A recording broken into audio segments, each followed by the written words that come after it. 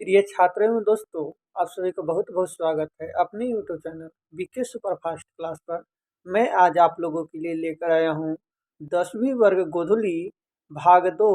इसमें काव्य खंड में आज हम लोग वीरेंद्र डंगवाल के बारे में पढ़ेंगे।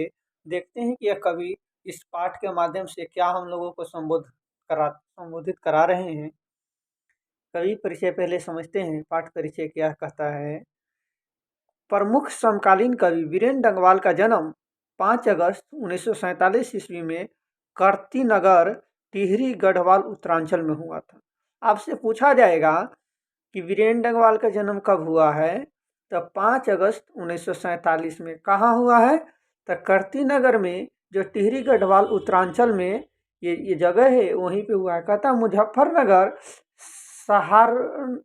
सहारनपुर, कानपुर, बरेली, नैनीताल में शुरुआत शिक्षा प्राप्त करने के बाद डंगवाल जी ने इलाहाबाद विश्वविद्यालय में से एमए किया। मतलब एमए इन्होंने कहाँ से किए हैं, इलाहाबाद विश्वविद्यालय से किया। आपसे पूछेगा कि इनका जो एमए किया गया वो कहाँ से किए थे, तो इलाहाबाद विश्वविद्यालय के से इन्होंने एमए किया है ना, किया। और यहीं से आधुनिक हिंदी कविता के मिथिकों और प्रतीकों पर डी लिट की ये उपाधि ही इन्होंने प्राप्त किए थे।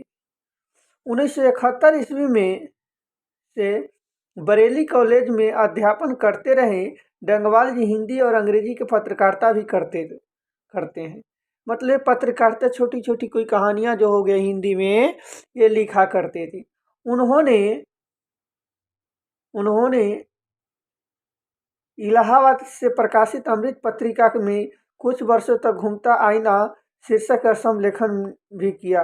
मतलब कि कहने का मतलब हुआ कि अमृत पत्रिका जो है, अमृत पत्रिका होता है जो एक देश की संपादन दूसरे देशों में, जैसे कोई अति लिखा होता है, उनको ये इधर उधर करने का जो है कार्य करने में भी इन्होंने अपना समय बिताए हैं। वे दिन अमर उजाला के संपादकीय सलाहकार भी रहे हैं।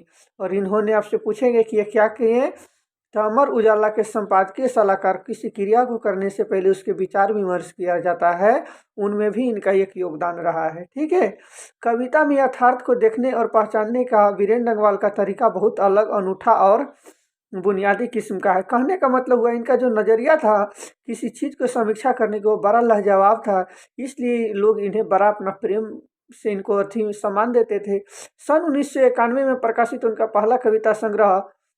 पहला उनका जो प्रकाशित हुआ था कविता 1991 में, इस दुनिया में आज। पहला कविता क्या था, इस दुनिया में आज। ये प्रकाशित कब हुआ, 1991 में हुआ था। नहीं, आज भी उतना ही प्रासंगिक और महत्वपूर्ण लगता है। उन्होंने कविता में समाज के साधारण जनों की हस्तियों पर स्थित जीवन के जो विलक्षण और बेगर के दृश्य रचे हैं, वे कविता में और कविता के बाहर भी बेचैन करने वाले हैं। मतलब इनका कहानी जो है ना, कोई व्यक्ति जो पढ़ता है तो उनके जीवन में एक ऐसा स्वभाव आ जाता है कि लगता है कि हमें भी पढ़ लिख कर अपनी ज़िंदगी में कुछ कर लेना चाहिए। नहीं, उन्होंने कविता के मार्फत ऐसी बहुत सी वस्तुओं और परिस्थितियों में विमर्श का सारांश निर्मित किया है जो प्रायः कविता ओझल और अनदेखी थी। ओझल का मतलब हुआ अनदेखी।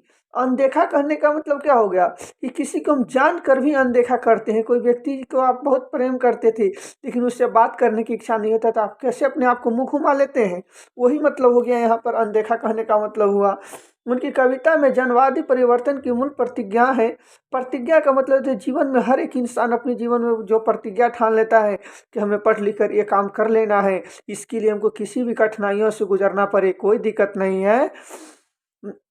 और उसकी बुनावटी में ठेठ देसी किस्म के खास और आम तत्सम और तद्भव क्लासिक और देसी अनुभव की श्लिष्टता भी है। मतलब ये हमारे देहाती भाषाओं का जो है अधिक प्रयोग करते हुए कहते हैं कवि जी, वीरेंद्र डंगवाल को दुष्कर्मों में शिष्टाचार काव्य पर संग्रह पर साहित्य अकादमी पुरस्कार प्राप्त हो चुका है। मतलब इन्हें साहित्य अकादमी पुरस्कार से भी सम्मानित किया गया था।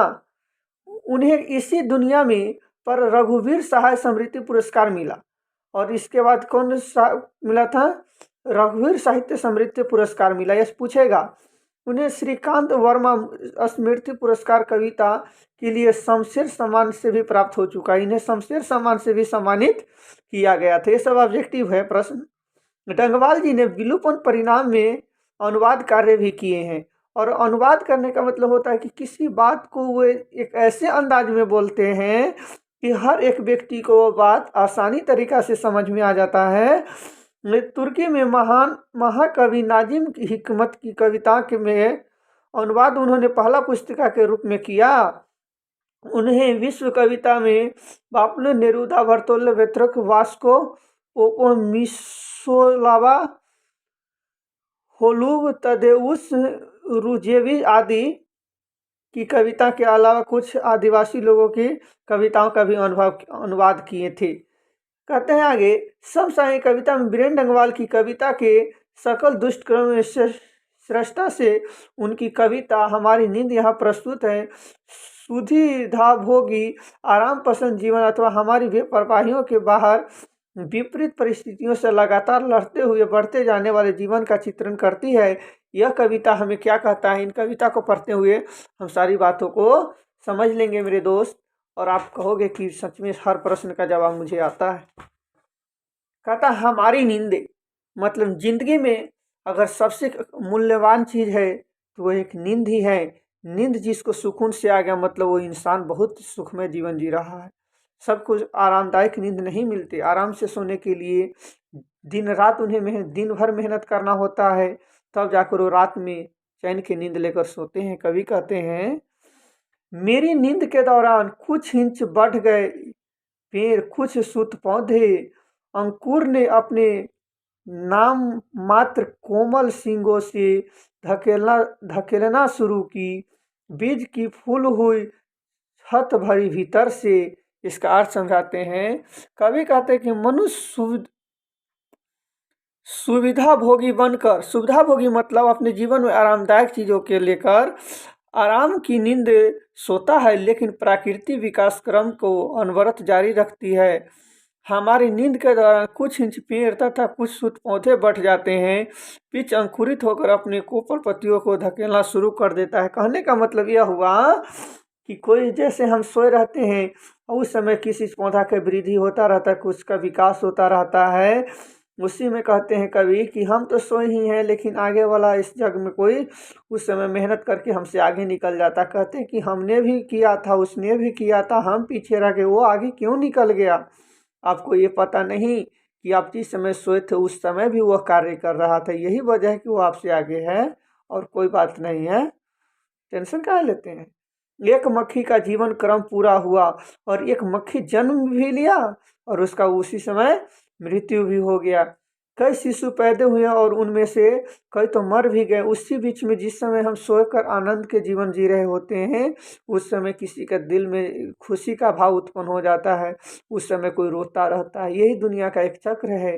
दंगे, आगजनी और बीमारी में कोई व्यक्ति दंगे में मर जाते हैं, कोई आग के चपेट में आकर उसमें उनका कहानी समाप्त हो जाता है। और कहते हैं कवि का कहना है, हम थोड़ा समझाते हैं आपको ताकि आप हर एक बात को समझें। कहते हैं कवि एक मक्खी के माध्यम से दीनहीन लोगों के जीवन के दशा के विषय में कहता है कि उस बच्चों की दीनता के कारण या तो मर गए अथवा अत्याचारियों को कोपी के शिकार हो गए, जो दंगे आगजनी में मारे गए। कहता है गरीब बस्तियों में भी धमाके से हुआ देवी जागरण लाउड स्पीकर पर। कवि कहते हैं पुनः कवि का कहना है कि जब झुग्गी झोपड़ी में रहने वाले गरीब लोग जो केवल किसी तरह से अपने पेट की आग को शांत करने की अपेक्षा कुछ नहीं जानते, वह भी विलास लोगों देवी जागरण अथवा अन्य ढोंगी कार्यक्रम के आड़ में लाउड स्पीकर बजाकर ठगने का कार्य करे जाते हैं। जैसे किसी व्यक्ति को कहते हैं अपने मोहल्ला में पूजा होगा तो नहीं पैसा में दीजिए ना, और उसको बेवकूफ़ बनाकर हम उसे ठग लेते हैं। कहते हैं कि आपको ये कर देंगे, वो कर देंगे, और एक वक्त आने के बाद इंसान को ज़िंदगी में उन्हीं कठिनाइयों के झेलते हुए बाद में पता चलता है, फिर वो किसी को बोल नहीं सकता है। कहते हैं यानी साधन तो सभी जुटा लिए हैं अत्याचारियों ने, मगर जीवन हठीला फिर भी बढ़ता ही जाता आगे हमारी नींद के बावजूद। और कहते हैं और लोग भी हैं, कई लोग हैं अभी भी जो भूल नहीं करना, साफ और मजबूर इनकार। कितना मस्त कवि का लाइन कहना है। कवि कहते हैं कि अत्याचारी भूखे भोग के सारे साधन को जमा करते हैं के बावजूद अपने हठी स्वभाव के कारण, हठी मतलब होता है अपने दरिंद्रों की व्यवहार की वजह से कारण अन्याय बंद करना नहीं चाहते हैं। और जो अन्याय करते हैं कि दूसरों पर सितम झलअथी करते हैं, दूसरों को कष्ट पहुंचाते हैं, वो अपना आदत कभी नहीं छोड़ना चाहते हैं।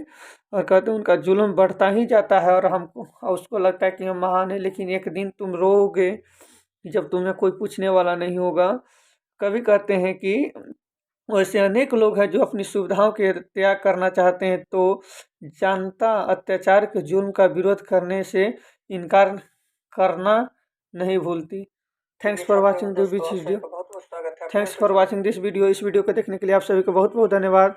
हमारे इस चैनल को लाइक, सब्सक्राइब और कमेंट जरूर करें, दोस्तों के साथ शेयर जरूर करें।